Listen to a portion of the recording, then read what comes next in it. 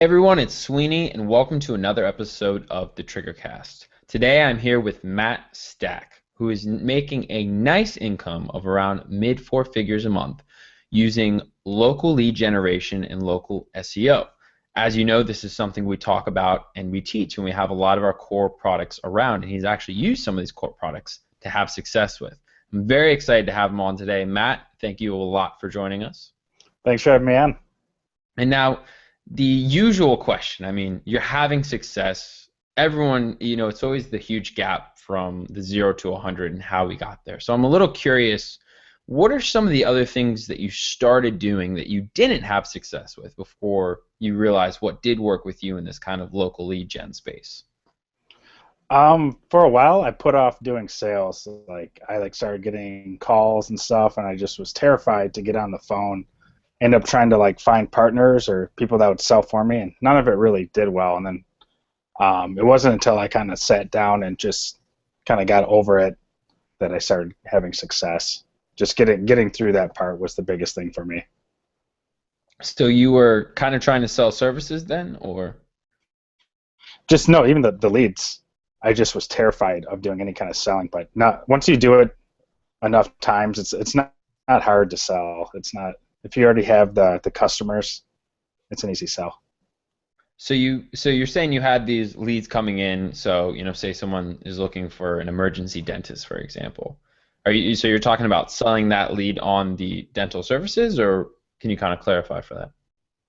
Yeah, I had roofing sites and mold sites, so I'd have people calling in looking, for mold remediation service, and then I had to go and sell these leads, and I was just terrified to do that. And I just thought, what are they gonna? I just had so many what ifs in my head that I was just scared to do it, and it really wasn't that scary after all. And what kind of helped you get over that fear? Were there any kind of tricks or sneaky tactics, or? Just doing it, it's just this is what I got to do to be successful. So just got over it. Yeah, cold calling is something that we just had another interview too on about that a lot, and it's one of those things that scares people. And I mean, it kind of makes sense, right? We're all afraid of public speaking and things of that nature, but if you can jump in and actually just do it, you can make through it. And as we've seen with you, you've had great success since then. So initially, did you have trouble finding a niche or actually getting these sites to rank, or that was, that kind of worked well for you? It was just more selling, actually taking leads and selling them to clients.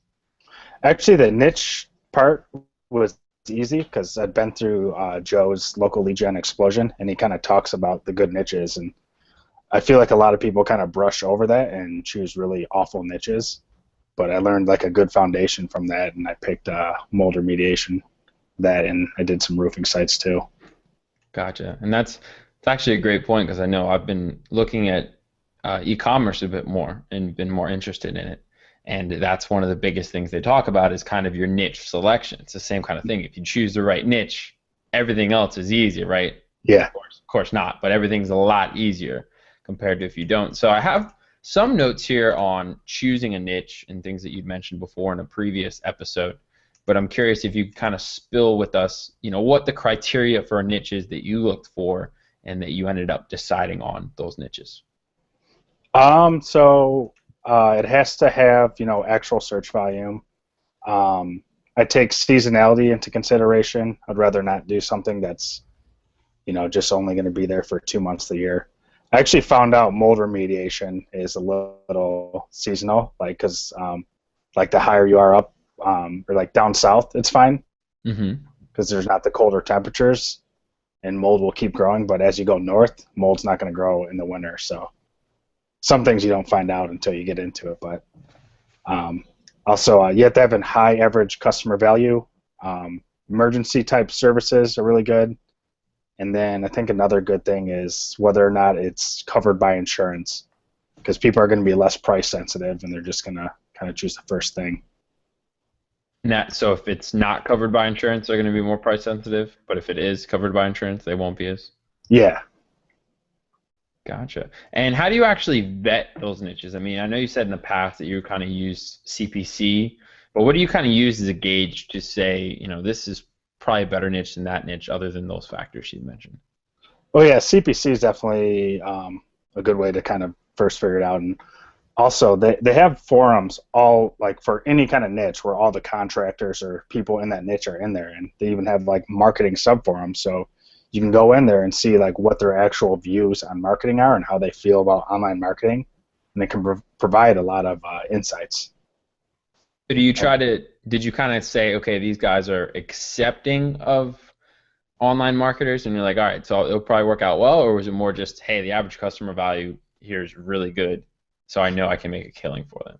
Yeah, like I was looking into, so I'm also launching some water damage sites, and I was looking into some water damage stuff, and I saw like on the one forum that the one guy was giving theirs per referral. So I know if they would do that for a referral, they'll probably do that, for an internet lead. You said $500 per referral? Yeah. Wow, yeah, that is a decent chunk of change. And when it comes to actually, so we kind of have a better idea of how to choose the niche, right? How to vet the niche. So say we have our niche selected. What did you do to get these kind of niche sites to rank? I use a lot of PBN stuff. And so I'm private blog recently kind of networks. trying, yeah, I'm recently trying to make stuff more safe. I kind of want to eventually move into the direction of pretty white hat. But So a lot of private blog networks. I know you'd mentioned as far as map embed, having a link to the Google map, and using the address and those kind of things. Can you kind of dig into that a little bit deeper, that technical side?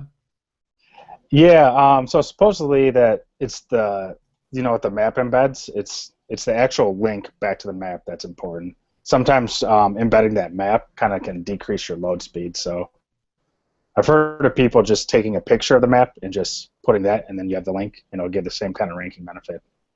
But Huh. I also do like authority outbound links, embed like a relevant YouTube video. Um, I was doing EMDs for a while, not as much anymore. Um, and then just the PBN links and citations.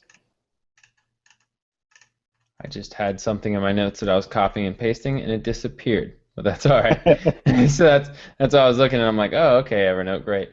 So PBNs, the map embeds, but you have to be careful because of load speed. And I know you had mentioned something about virtual offices. Yeah, you can use virtual offices to get a address to use for these. And then because you have the address, you can do better with the Google Map ranking. Yeah, I'm only recently getting into the Google Places or Google My Business. But, Because I know that can do extremely well as well. So we've got these sites, we picked our niche, we've set up the site and starting to rank. A call comes in. What happens next? okay, so call comes in, just you'd want to route it just to your phone in the meantime, and just you take the call, act like you're the secretary, take down the information, and then you can go on and actually start calling these people and be like, hey, I have a person that's looking for these services, like to give you, a free lead, and then you can wait till like, a few hours later and then follow up and try to start a conversation about it. So with that, do you just kind of give them the contact information? Yep. I'll just take down all the information when the person called in, like their name, phone number, address, all that stuff, as much info as I can get out of them. Gotcha. And how often, how does that process go? So, you give them one free lead. Do you give them free leads for a week? Do you give them free leads for a month? Do you kind of shop these leads around? I know, and we'll kind of get into the pricing structure here in a little bit, but I'm Kind of curious. whatever it takes. I've done where I just kind of just give a couple leads here, give a couple leads to another person, but I found it works well if you tell them like, hey, I'm giving you a few free leads, X company free leads, and Y company free leads. I need a partner for the area who can take these. If you say no, I'm just going to go to your competitor. So that kind of leads me to a double prong question. So on one side, how do you choose the city? And then on the other side, how do you choose the company? So is it, for example, okay, there's a lot of search volume traffic for emergency dentists, and I think I can rank in this city. And you rank first, you get the leads, and then you find what are the three best dentists. Or sometimes do you say, hey, these three companies look like they'd be good to work with, and the search traffic's good. You know, which kind of comes first there? Well, you want to make sure the search traffic's good, but like these people, you want someone that's already spending money on advertising. So whoever's doing PPC, and then you want people that actually answer their phones because some people don't. It kind of blows my mind how much business they probably waste since they're not answering their phones. They think people are going to call back or something, and they're not. That's hilarious. So And I know that's a big problem, and we'll talk about it a little bit more when we mention like the pricing. Um, I said, hey, they suck on the phone. They're not going to make any sales, and guess who gets exactly. blamed for it? Yep. Yeah, they'll say they're bad leads. Yeah, So the generally, guy you driving all want the leads. yeah. So you want a place that has like either a dedicated receptionist or like a calling center handling their calls. That means they're going to be a little bit more serious about business and kind of realize more the value of their leads if they have people in that position. Gotcha. And so, dedicated receptionists, you want them actually picking up the phones. You want Yeah. them to ideally already be spending money on advertising, I Hmm. imagine digitally, so they're going to recognize the value of what you're bringing to the table. Yep. And then if they're a place that owns multiple locations, that's just going to be a lot easier to expand on business you have with them. So I could see that. I could see that being a big one. yeah, That seems like the simple, easy trick, but if you can get in the door and get some leads for their one location, I imagine it's a pretty quick hop and a skip upsell, and then, hey, let me do this for all five of your locations. yeah, exactly. Okay, I like that. So that's kind of brings us into upselling and pricing. So with the pricing, I know this is one of those things that can be debated. I know we talk about, a per lead pricing model. I think part of that is to get people in and get them started. Hmm. But it seems like doing a monthly pricing works a lot better. What has been your experiences when it comes to pricing? I'm trying to do some pay per lead stuff again. I had originally started with it, and I didn't care for it back then because I kind of had to chase these people down. They weren't picking. If they didn't pick up the phone, I didn't get paid. It was kind of more of a pain to manage, and they're kind of more nitpicky about the leads. Like they would question everything a lot more. Yeah. When I switched over to monthly with that stuff, it made stuff a lot easier. I could just set them up on a PayPal subscription, deduct from their account every month. It's good to go. But So then why are you going um, back to per lead? I recently got some coaching from Brian Burt. I don't know if you're Hmm. familiar with him. He's got that passive and massive. And he kind of gave like a kind of easy way for me to sell some of these calls for a lot more. So I'm gonna try to give that a go and see if I can get that to work where it's easy to bill. But And can you give us a little bit more of the secret sauce there, or what you're looking to do? yeah, so his whole thing is you look at the CPC and then let's say it's $10, and then let's just throw out a number like that might convert at like 10%, where 10% of the people that go to that site are going to call, and that's probably even high. So you take that $10 and times it by 10, so they're really paying like $100 per lead. So you can kind of go through that math with them and be like, well, you know what, I'm going to give you a deal, and I'm going to sell this to you for $50 per lead. You build up the value based off what they're already doing, and then you cut the price in half, and it sounds like a much better deal. Yeah, yep. And I still wonder though, aren't you still going to have the similar trouble of, or what constitutes a lead? Is it a 10-second call? Is it a purchase? Is it a I've just been doing time-based stuff. I've done a minute and then 2 minutes in the past. But yeah, we'll see.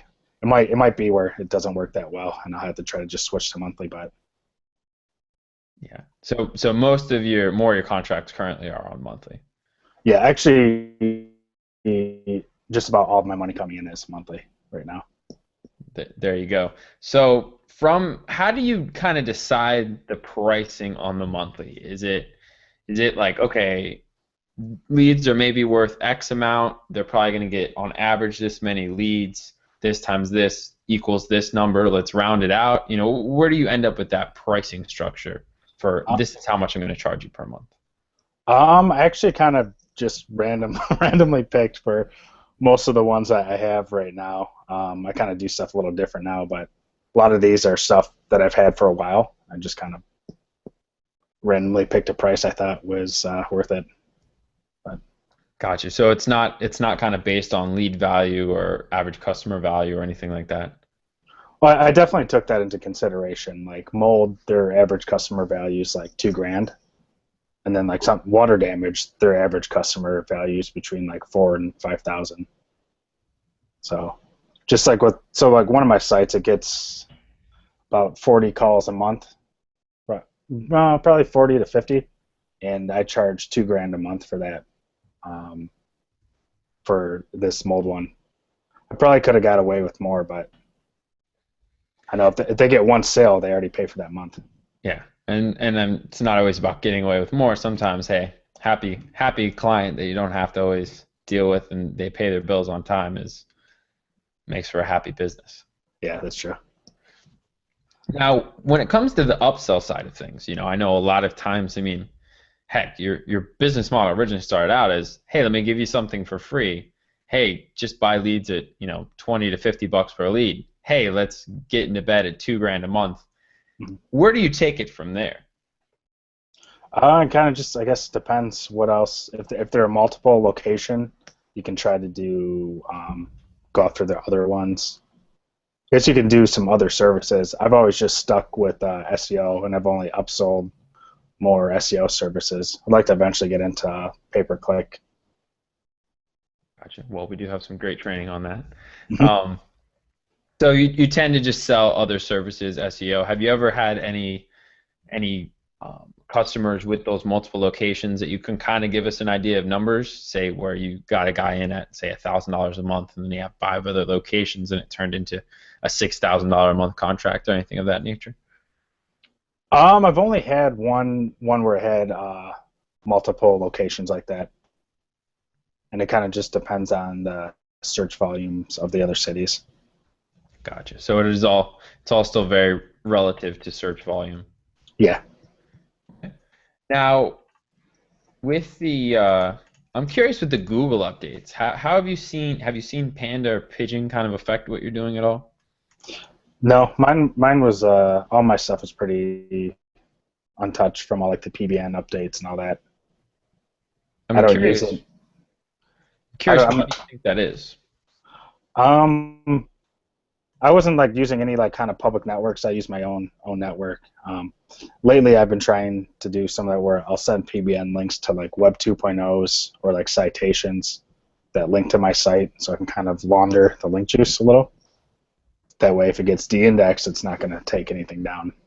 Yeah, I know that's one of the age-old principles is, even when I got started back, heck, 6 years ago in SEO, it was you'd have these multiple different properties, hub pages, a Squidoo, a YouTube link, and you would send all your kind of dirty traffic there, all your dirty links there, and then those properties wouldn't really get hit because they're such authority, but they would get boosted and then in return boost your site.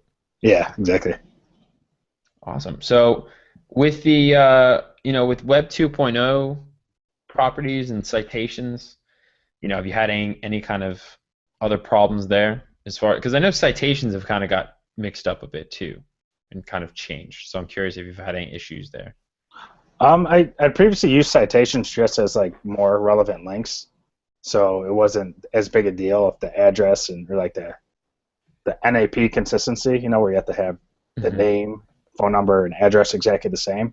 If it wasn't, that wasn't that big of an issue since I wasn't doing Google Places.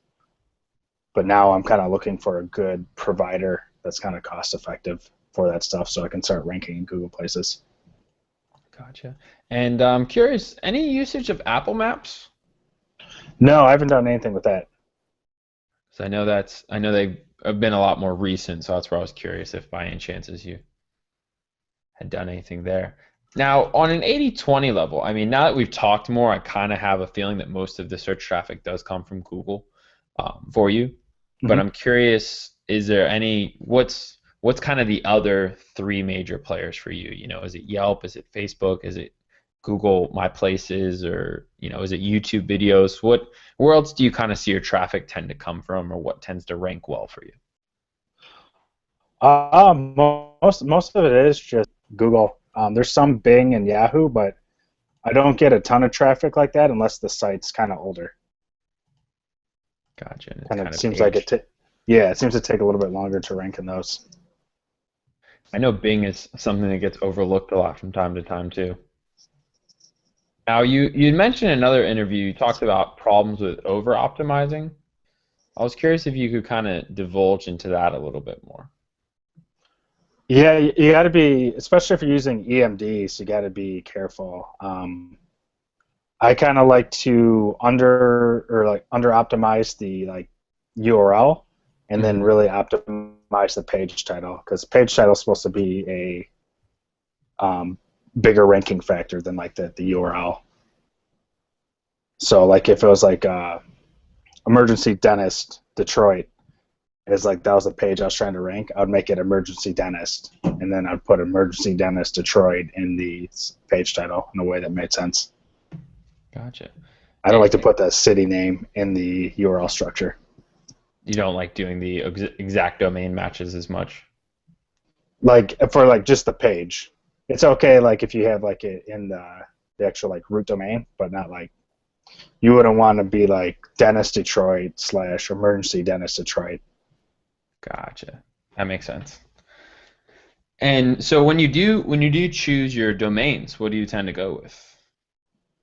I've done EMDs and I've done like I'll do like a related keyword and then the city. Can you give us an example by any chance? Yeah, so like if there's I was trying to rank like a water damage place.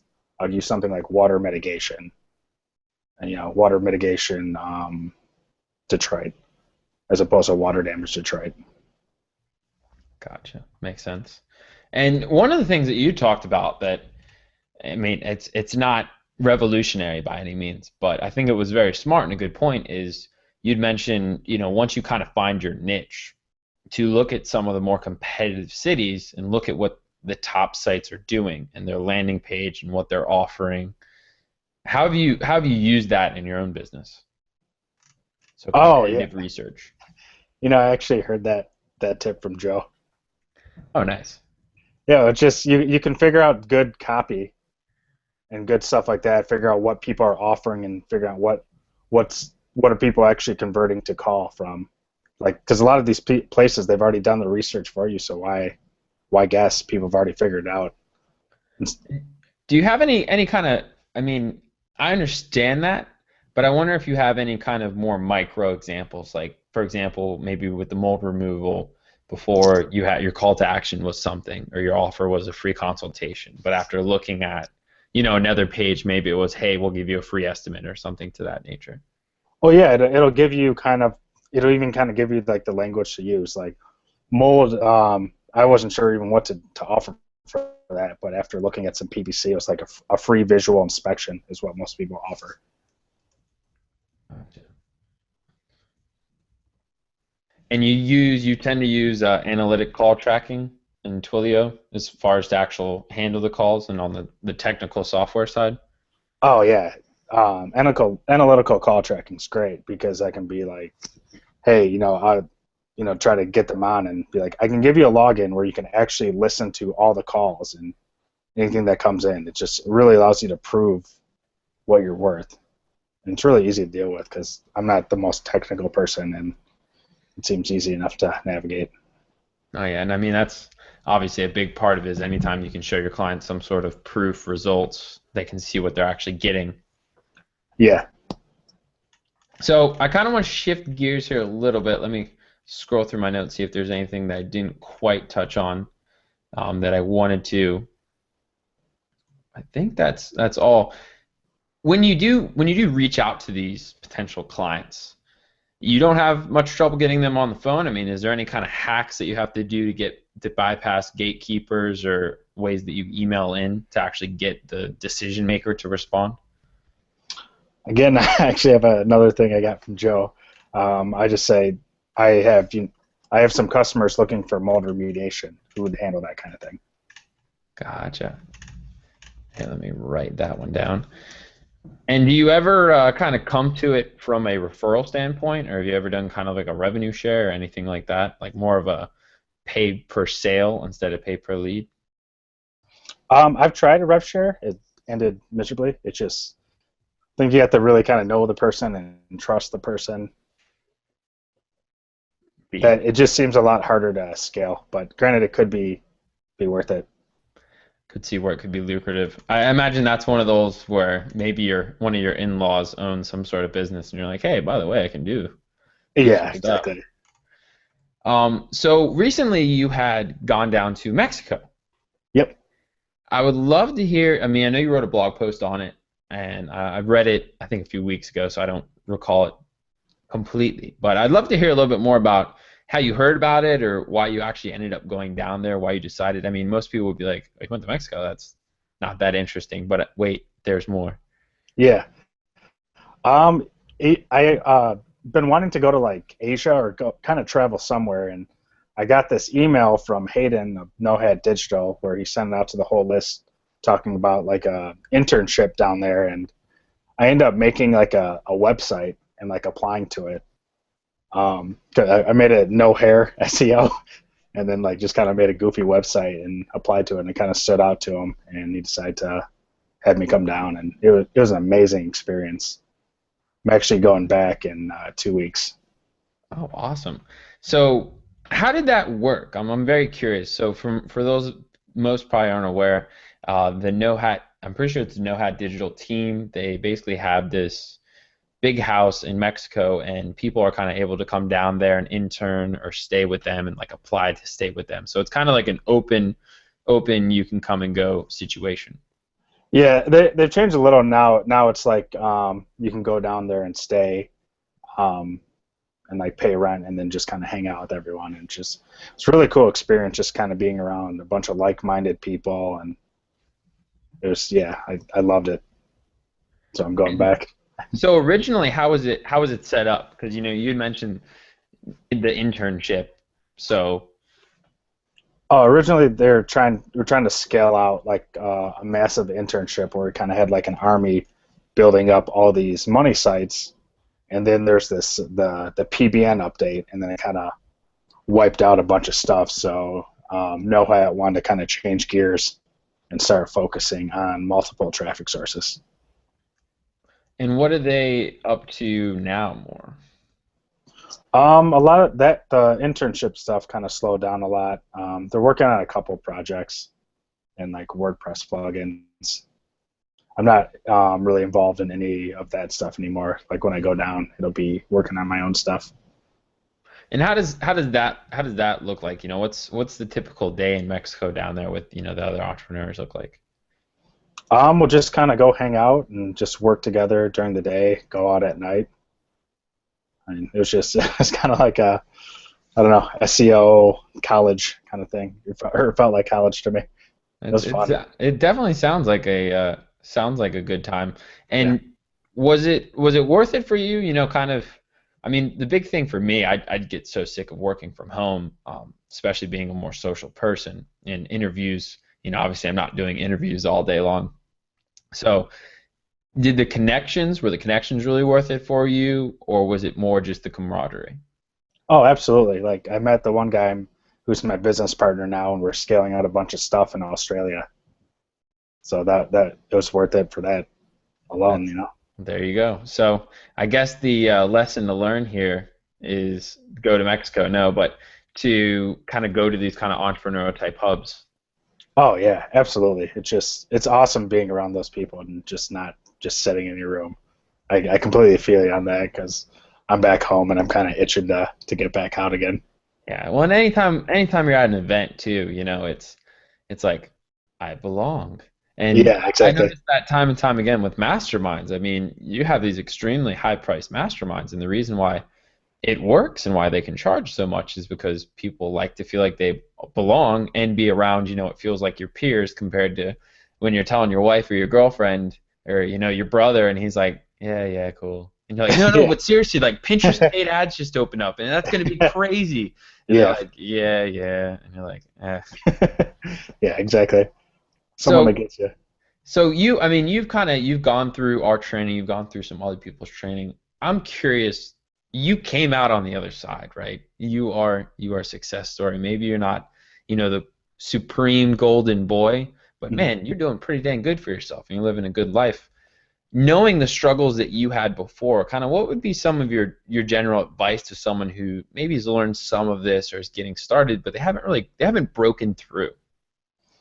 Just keep going and stop like I overanalyze a lot, and I just do it. You're probably gonna mess it up a couple times. Just like building out the sites and doing all that, but just keep going and try to learn from it. And then also another big thing that helped me a lot was getting myself involved in communities, like whether it's like an SEO Skype group or like a Facebook group, just kind of having a network of peers you can bounce ideas off of. That's huge. And no, that makes a lot of sense. And I was going to ask, did you kind of have an accountability partner, any of these kind of groups that helped you on your ascent? Yeah, there's a couple SEO Skype groups I'm in, and then yeah, and I got a couple friends that I talk to on Skype all the time. Just kind of shoot the shit with the SEO stuff. Yeah, it makes sense. And I think the big problem too is people focus so much time on just this. There's a line, and there's learning, and there's building. And if you're building, you're always going to make more money than the guy who's learning. And Yeah, yeah. You usually know enough to kind of get started, and just the more you don't need to know every little single thing and every single scenario. Just you learn more by doing. you always learn a lot more. And then, when you're at a successful level like yourself, you can throw in a simple little tweak and really crush it. I'm actually will have to get you to at least try one of these SendWire videos because I think you'll see some pretty crazy results. Hmm. And then I know there's also too, for those people that are concerned about getting started, this isn't a product, but a product that one of our good partners sells called Rep Videos. It's a similar thing where you can sell a low cost video and rank, and it's all about just getting your foot in the door, Yeah, being, talking to that client, being on a first name basis with them, giving them a little business, exchanging some money hopefully, and then that's how you can actually take them up to the monthly. yeah, absolutely. All right, well, Matt, thanks a lot for coming on. Stay on the line for a second or two afterwards. Really appreciate having you on the podcast today. Yeah, thanks for having me on.